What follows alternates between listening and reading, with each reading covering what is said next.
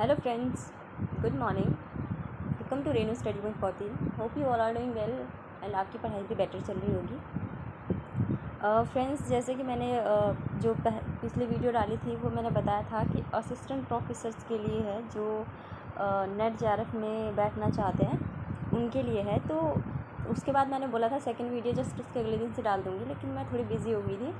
सो आज मैं डाल रही हूँ. ठीक है, तो हो जाता है कभी लेट कर देती हूँ बिकॉज़ थोड़ा काम होता है मुझे, तो इस वजह से. और एक चीज़ और कि किसी ने मुझे यूट्यूब पे कमेंट किया था कि उनको इग्नू एमपीएस 001 का यूनिट 7 चाहिए. ठीक है, तो उनसे मैं ये कहना चाहती हूँ कि आप इस वीडियो को देखें. और मेरा एक यूट्यूब चैनल है रेनू स्टडी पॉइंट 14. मेरे यूट्यूब चैनल का सेम नाम जो है वही मेरे यूट्यूब चैनल का नाम है. आप वहाँ जाकर उस चैनल को ज्वाइन कीजिए, वहाँ पे मैं उसकी PDF आपको प्रोवाइड कर दूँगी. और मेरे पास जैसे ही टाइम होगा वैसे ही मैं उसका वीडियो बना के भी डाल दूँगी. Okay, so thank you. और आगे बढ़ते हम लोग. और वीडियो अच्छा लगे तो प्लीज़ अपने फ्रेंड्स में शेयर करें.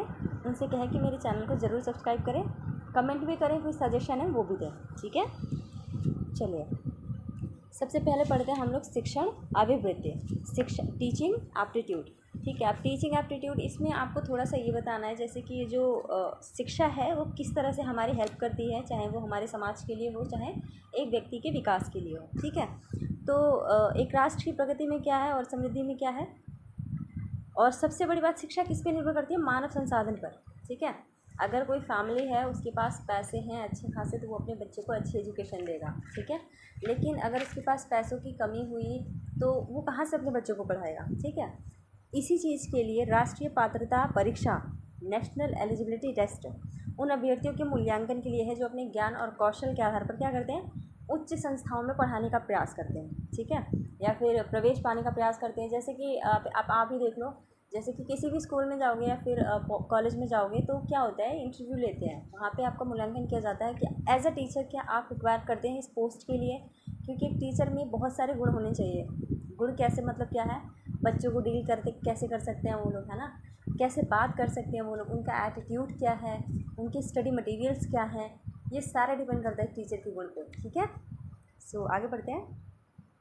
अब आता है एक सफल शिक्षक की योग्यता क्या होनी चाहिए, उसके पाठ्यक्रम की अवधारणाएं क्या हैं, उसकी शिक्षा का उद्देश्य क्या है, शिक्षा की विधियाँ क्या है और शिक्षा के लिए सहायक सामग्री. सी, अगर कोई टीचर क्लास में पढ़ा रहा है तो सबसे बड़ी बात है उसके शिक्षण का उद्देश्य क्या है.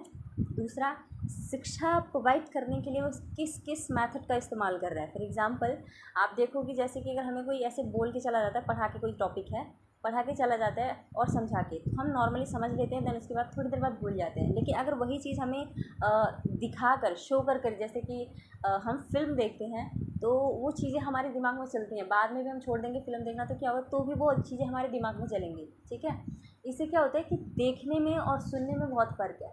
ठीक है, आप देख के चीज़ों को ज़्यादा गेन कर सकते हो और जो कोई टीचर्स होता है बोल के चले जाते हैं वो लोग, तो वो थोड़ा कम समझ में आता है. तो यहाँ पे डिपेंड करता है मेथड, आपके किस किस मेथड का इस्तेमाल करके आप बच्चों को पढ़ा रहे हो. ठीक है, उसके बाद अगला क्या मैटर करता है कि आपके जो स्टडी मटेरियल्स हैं वो स्टूडेंट के लिए कितने हेल्पफुल हैं और कितने नहीं हैं. ठीक है, मैंने एक वीडियो बना रखा है कि एक अच्छा आंसर राइटिंग किस तरह से करना चाहिए, तो आप उस वीडियो को ज़रूर देखें और उसके हिसाब से आप अपने आंसर को लिखें. मेक श्योर कि वो आपको बहुत अच्छे नंबर दिलाएगा.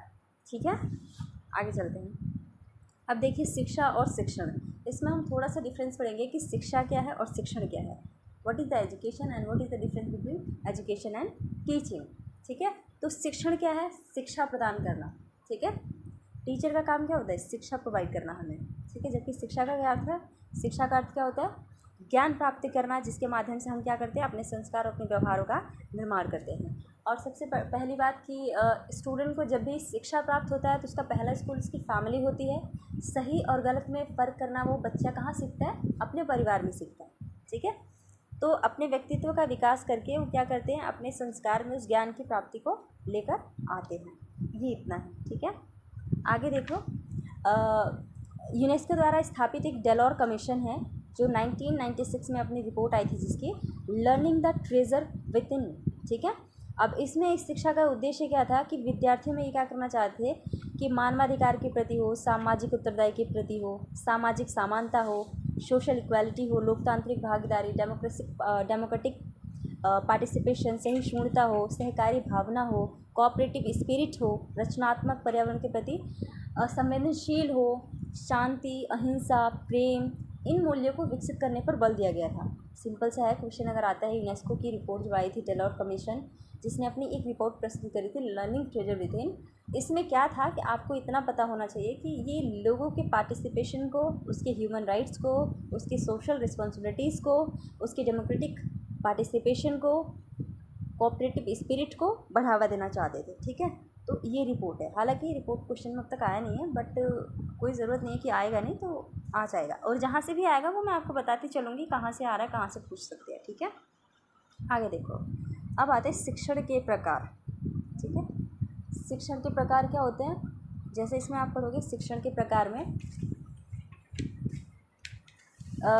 इसमें शिक्षा की परिभाषा की तरह शिक्षा की अलग अलग परिभाषा देख सकते हो आप लोग। तो इसकी परिभाषा देखो कैसे है।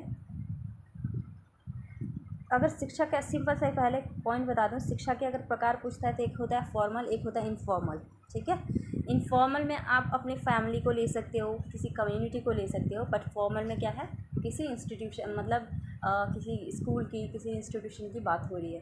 ठीक है, उसके बाद है, ये दोनों बता दिया मैंने आपको। अब देखो शिक्षक की परिभाषा। शिक्षण की परिभाषा, शिक्षक की बहुत अलग अलग परिभाषाएं हैं। जैसे कि आप एक परिभाषा देखो, क्या है कि शिक्षण अधिगम प्रक्रिया का की उद्देश्यपूर्ण दिशा है। ठीक है, क्या है, शिक्षण अधिगम क्या है, एक प्रक्रिया है जिसकी जो उद्देश्य क्या होता है उसका दिशापूर्ण होता है। दूसरा क्या है, शिक्षकों द्वारा छात्रों को प्रदान किए गए अनुभवों के आधार पर उनके अपेक्षाकृत स्थायी परिवर्तन की प्रक्रिया है। इसका मतलब क्या है, शिक्षक जो स्टूडेंट को शिक्षा प्रोवाइड करता है, उस शिक्षक के थ्रू स्टूडेंट में कुछ चेंजेस आते हैं। ठीक है, अगला देखो, शिक्षण एक योजनाबद्ध गतिविधि है।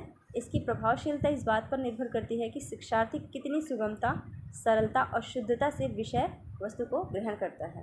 ओके, और अगला देखो, समाज में बेहतर जीवन यापन करने के रूप में क्या है, शिक्षा उपयोगी है। ठीक है, एक है ना कि फैमिली, ठीक है, मम्मी पापा ने जन्म दिया, उन्होंने ही सही गलत का फ़र्क बताया, लेकिन आगे जीवन में कैसे हमें चलना है, क्या करना है, ये हमारे गुरु बताते हैं। तो ये भी है कि गुरु की रिस्पेक्ट करें। ठीक है, आगे चलते हैं। अब आता है हमारा क्वेश्चन। जैसे कि मैंने बता रखा था कि जैसे जैसे हम यूनिट छोटे छोटे पार्ट्स में डिवाइड करके कवर करेंगे, उसी तरह से उससे रिलेटेड एक क्वेश्चन करेंगे। और ये क्वेश्चन प्रीवियस ईयर में आया हुआ है, that's why I am solving this. तो करते हैं। इसका आंसर मैं कल बताऊंगी आपको, कल भी इसका वीडियो बनाऊंगी। अब थोड़ा लेट हो जाता है, किसी काम में बिजी हो जाती है, तो इस वजह से नहीं डाल पाती। सो डाल दूँगी अब कल से। ठीक है, इसका आंसर मैं कल के आंसर में दूँगी, कल के वीडियो में दूँगी। बट अगर आप वीडियो देख रहे हैं तो इसका आंसर देने की कोशिश ज़रूर कीजिएगा। ठीक है, प्रश्न है, एक प्रभावी शिक्षक बनने की सक्षमता में, ठीक है, के संदर्भ में निम्नलिखित में से किसे अभिवृत्ति और धारणाओं के बजाय व्यवहारगत कहा जाएगा? आपके ऑप्शंस है, नियंत्रण बिंदु यानी फोकस ऑफ कंट्रोल, संप्रेषणीयता, दूसरा कम्युनिकेटिंग, तीसरा है प्रबंधन और निगरानी, मैनेजिंग एंड मॉनिटरिंग, चौथा है शिक्षक का उत्सव, टीचर इथिसेनियंस, पांचवा है मूल्यांकन और फीडबैक मुहैया कराना, इवेल्युएटिंग एंड प्रोवाइडिंग फीडबैक। ठीक है, इसका आंसर आप मुझे कल कमेंट में दीजिएगा। इसमें 1 2 3 4 हो सकते हैं, इस तरह से है। तो आपको जो जो लगे आप मुझे कमेंट में बता दीजिएगा। ठीक है, जैसे कि यहाँ पे दे रखा है, नीचे दिए गए विकल्पों में से सही उत्तर का चयन कीजिए। केवल 1 2 ओनली 1 2 3 1 2 एंड 3 ओनली। दूसरा है केवल 2 3 और 4 2 3 एंड 4 ओनली। तीसरा है आपका 2 3 और 5, तो 2 3 एंड 5 ओनली। चौथा है 3 4 और 5, 3 4 एंड 5 ओनली। ठीक है, इसका आंसर आप मुझे कमेंट में दीजिए और बाकी इसका आंसर मैं आपको कल के वीडियो में बताऊंगी। So thank you. और वीडियो आपको अच्छा लगा हो तो प्लीज़ मेरे चैनल को सब्सक्राइब करें और अपने फ्रेंड्स से कहें उनसे मेरे चैनल को सब्सक्राइब करें। Thank you.